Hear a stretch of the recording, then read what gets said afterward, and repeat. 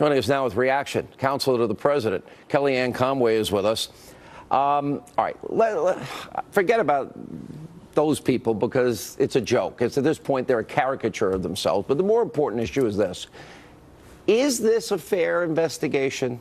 Could you imagine if this was against the Democratic president, only donors to the Republican Party, people that were texting back and forth involved in the investigation that hate one side and love the other side?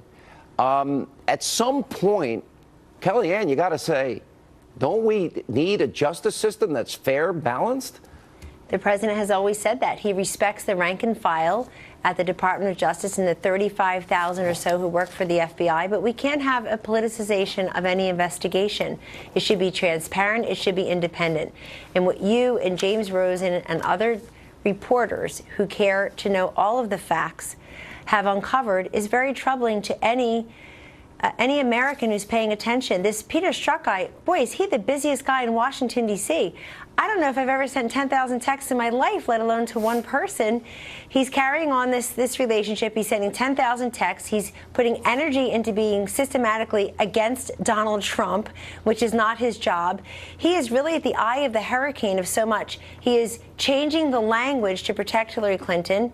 It sounds like he's present when her top confidants are being interviewed. He's present when she's being interviewed. This is the entire problem that Americans have with Washington, D.C.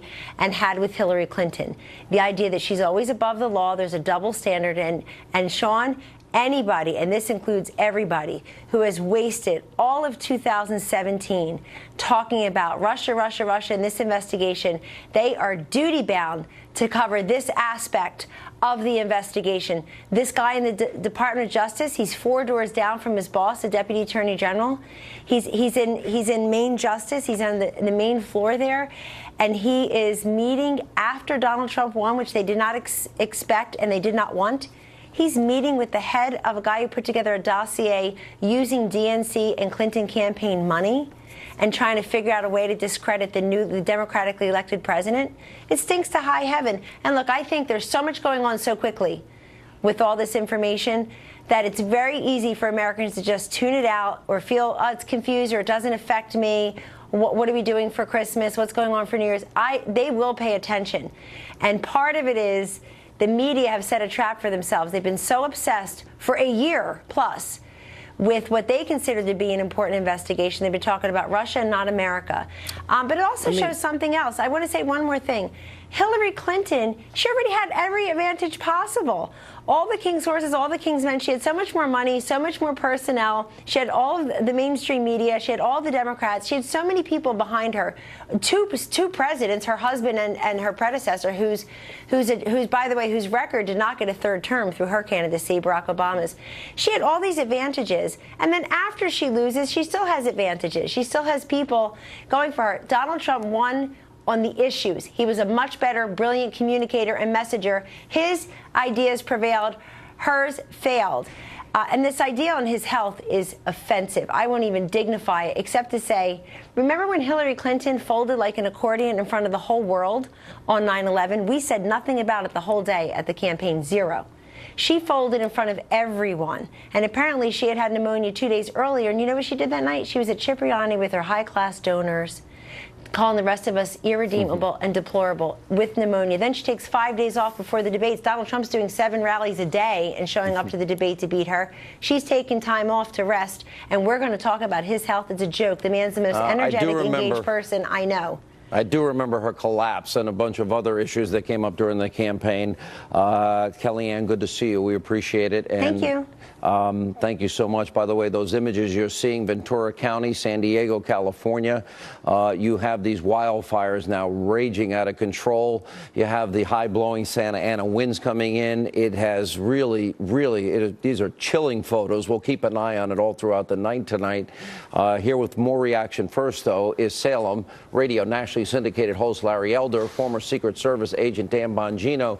Dan, look, we got to be careful. I respect rank and file, Secret Service, FBI, intelligence people. That's not what we're talking about. We're talking about the highest level within these agencies, clearly covering up for Hillary Clinton. before they ever investigate, and literally applying one double standard after another, using pro-Hillary, anti-Trump prosecutors to do it.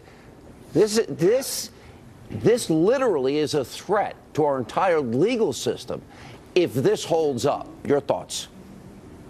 You know, Sean, I'm really terrified right now. And, you know, I know that may sound hyperbolic to some of the Democrats listening, but I mean it. As a former federal agent who's been inside both the White House and inside the federal government, do you realize the awesome power the federal government has? It's so powerful that a sitting president, the most powerful man in the world, has been targeted by it, by a clearly political process. This is not a criminal process. This is a political process. And there's nothing he can do. Sean, I get it. There are people in the government that have political opinions. Everybody understands that. But I'm asking the audience, what are the chances that everybody with a strong political opinion, which is both anti-Trump and pro-Hillary, managed to wiggle their way into the Justice Department and influential positions in the FBI and had decision-making power over both the special counsel investigation and the Hillary investigation? Listen to me. This is a scam. And if this is allowed to proceed, Americans' faith in the constitutional republic is going to be shaken, I promise you. Larry Elder, let's put on your legal hat for just a second. Maybe some people, most people know you're a lawyer. Look at this from a legal perspective. You know, we're talking about illegal surveillance, unmasking, the leaking of raw intelligence, perhaps. Then we've got, of course, a Hillary Clinton bought and paid for dossier. Questions about, the dossier that she bought and paid for, was it used to get a warrant to literally surveil an opposition candidate in an election year and then surveil a president-elect? These questions are chilling enough. And then you've got the anti-Trump bias, pro-Hillary, appointees of Mueller. How do you untangle this web? You know, I remember when Mitch McConnell said the best thing I could do for the country is to make Obama a one-term president. He got hammered. He was called racist by Morgan Freeman, among other people. Can you imagine what they'd be saying if President Obama was being investigated for reasons this weak, this thin, this lame? The Republican Party would be accused of being racist, and the accusers would be right. This is a joke. Can you imagine if Obama was being investigated by people who had made contributions to John McCain or to Mitt Romney, and had sent text messages slamming him? Agreed. I mean, it's insane. It's insane. And then to pay for this dossier, and the dossier apparently was the trigger to go to the FISA court to get a warrant to surveil members of the Trump team. It is incredible to me that this is going on in this country. And again, if the shoe were on the other foot with the same fact pattern and they were going after Obama, the country would be on fire. You'd have people screaming bloody murder. Yeah, I have friends of mine retired currently, FBI, and I know you do, Dan Bongino, and they are apoplectic over what is going on here. They see clear. They feel like the president feels that this agency, these agencies that they love and have devoted their lives to, is rightly come under criticism for those at the top with what they're doing and how they're doing. When have you ever heard of an exoneration by the FBI changing language, the exoneration before the investigation? How could anybody, by any definition, say that is fundamentally just in any way? You can't, Sean. The Justice Department failed us. I'm sorry. It let us down. I agree with you. I know the rank and file, the men and women. They're great. It's not their fault. But, Sean, the single most important question right now, I believe, in the American political process is special counsel, everything going on. The single most important question was asked by Jim Jordan today. Was the dossier, a political opposition research document, used to get an affidavit to spy on what would have been, under any other circumstance, a law-abiding American in Mike Flynn?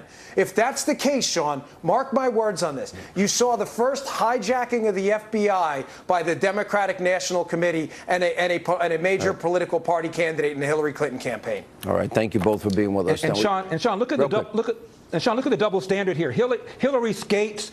The server's in the basement. The emails are deleted, and she skates. And all of a sudden, they Trump covered is being for investigated. Larry. It's outrageous. The fix was in. They covered for Hillary Clinton. It was all a cover-up. The whole thing. It's provable now.